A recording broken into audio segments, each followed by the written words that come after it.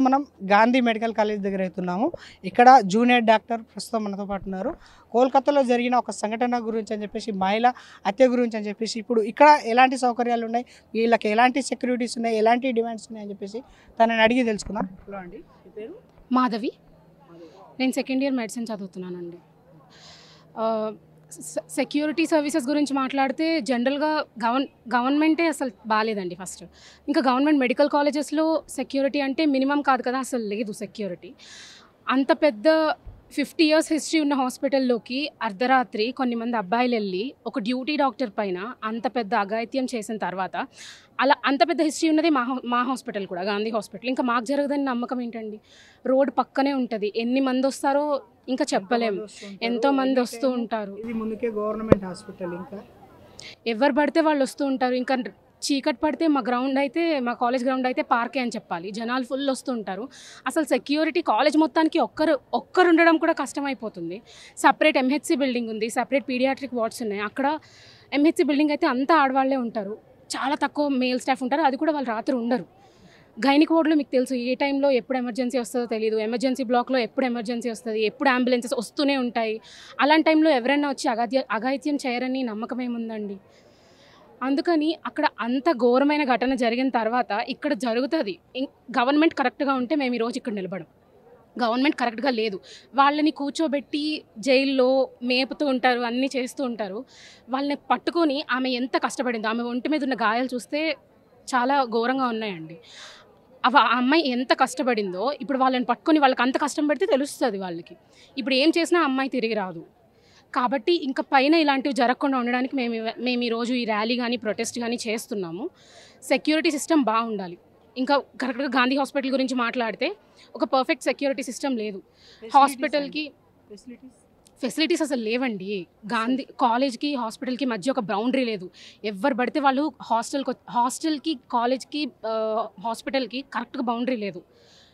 మధ్య ఒక చిన్న గేట్ ఉంటుంది, ఆ గేట్ దగ్గర కూడా వాచ్మెన్ ఉండరు.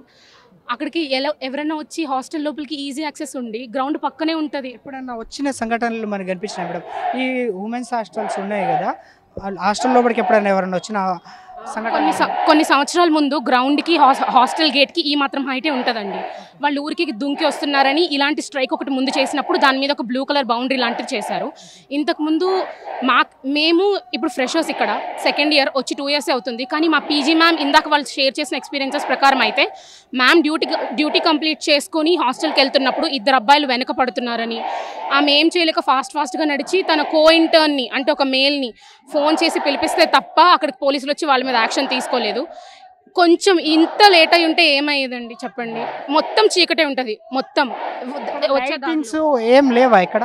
చాలా తక్కువ. ఇక ఇది రీడింగ్ రూమ్ అండి, ఇక్కడ నుంచి ఇక్కడికి వచ్చే వరకు కూడా ఇదంతా చీకటిగానే ఉంటుంది. ఇక్కడ ఎవరో ఒకరి చెట్లలో నిల్చున్నా కూడా చెప్పలేము ఉన్నారు లేరు అన్నది. కాబట్టి ప్రతి ఒక్క చెక్ పాయింట్కి ఒక్కొక్క సెక్యూరిటీ ఉండాలని మేము అనుకుంటున్నాం. అట్లీస్ట్ 3 పెద్ద బిల్డింగ్స్ ఉన్నాయి, 7 floor బిల్డింగ్స్, ఓపీకి, ఎంహెచ్సికి, మెయిన్ ఐపీ బిల్డింగ్కి. వీటన్నిటికీ కనీసం 2 సెక్యూరిటీ ఒక్కొక్క బిల్డింగ్కి ఉండాలని కోరుకుంటున్నాం. మా హాస్టల్కి చాలా తక్కువ సెక్యూరిటీ, ఒకరు ఉంటారు. నైట్ షిఫ్ట్స్, మార్నింగ్ షిఫ్ట్స్ అని ఎప్పుడు డోర్ ఓపెన్ చేసే ఉంటుంది, ఎప్పుడేం జరుగుతుందో చెప్పలేము. కాబట్టి చాలా ఎక్కువ సెక్యూరిటీ అడుగుతున్నాము. సెక్యూరిటీ వల్ల కూడా మీరు ఇబ్బంది పడుతున్నట్టు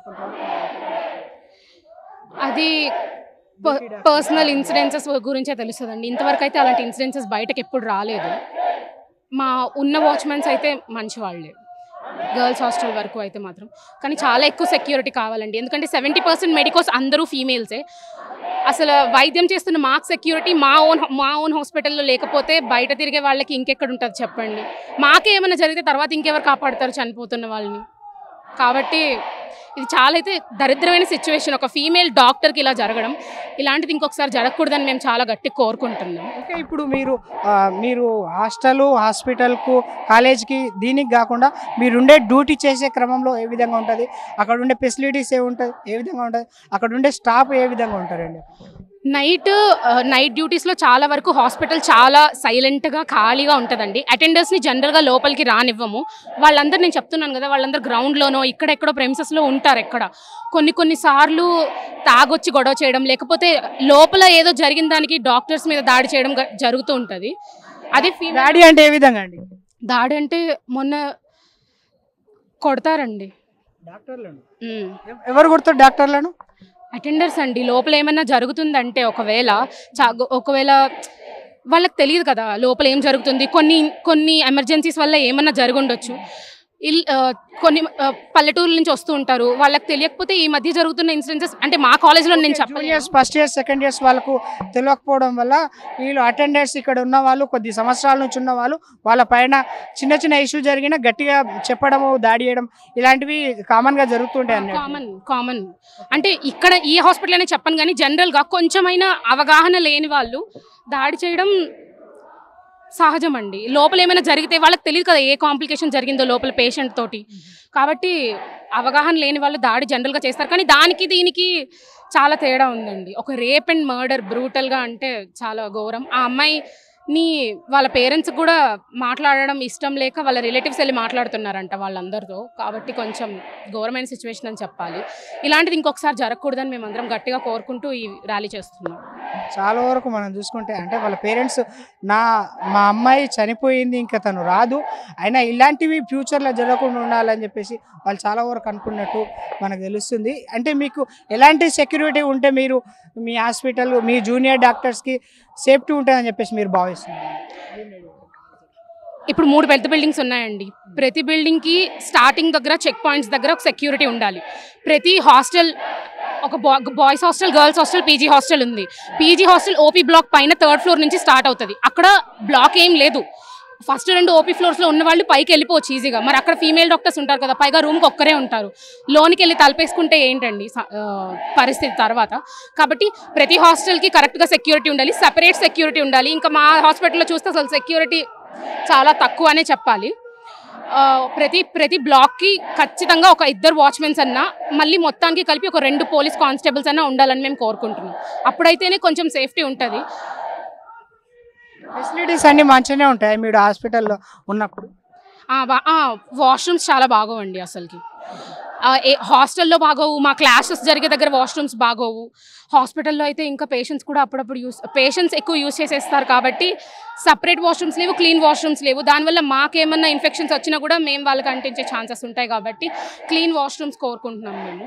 clean washrooms, resting rooms, separate rooms కావాలని అడుగుతున్నాం.